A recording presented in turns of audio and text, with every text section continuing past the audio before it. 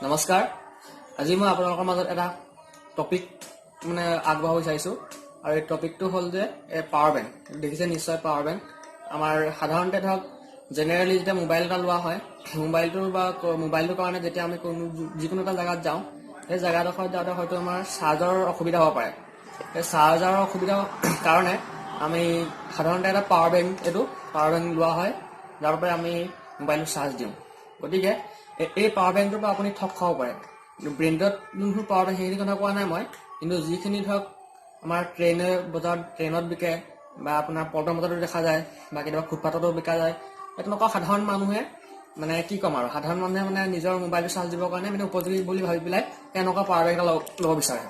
আৰু এনেকুৱা power bank এটা ময়ো ল'লো উপযোগী বুলি ভাবিলোঁ আৰু উপযোগী বুলি ভবাৰ পাছত যেতিয়া মই বস্তুটো পৰ্যবেক্ষণ কৰিলোঁ বা যেতিয়া খুলি চালোঁ তাৰপাছত দেখিলোঁ যে এইটো এটা ৰাম টাগুন জনসাধাৰণৰ ওপৰত দি আছে গতিকে সেই বিষয়টো আপোনালোকৰ আগত দাঙি ধৰিব আগবঢ়াইছোঁ বা সেই বিষয়টো কিহৰ ওপৰত ৰাম ঠাগুন দি আছে সেই বস্তুটো মই আপোনালোকৰ মাজত দেখুৱাবলৈ চেষ্টা কৰিম এইটো চাওক পাৱাৰ বেংক এইটো এটা পাৱাৰ বেংক এই পাৱাৰ বেংকটোৰ ভিতৰত এতিয়া আমি বহুতে ভাবিম যে বহুত ভাল বেটেৰী আছে বা যি কি নহওক এই ইয়াৰ ভিতৰতনো কি সেই বস্তুটো মই আনবক্সিং কৰিম আপোনালোকৰ মাজত এইটো চাওক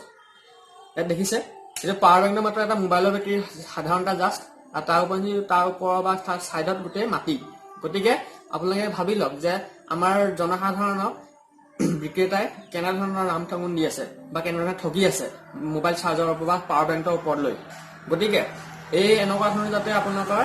ৰাম ঠগন নাখায় তাৰ উপলক্ষে এই ভিডিঅ'টো দেখুওৱা হ'ল আৰু যদি ভিডিঅ'টো ভাল পালে লাইক কৰিব কমেণ্ট কৰিব শ্বেয়াৰ কৰিব ছাবস্ক্ৰাইব কৰিব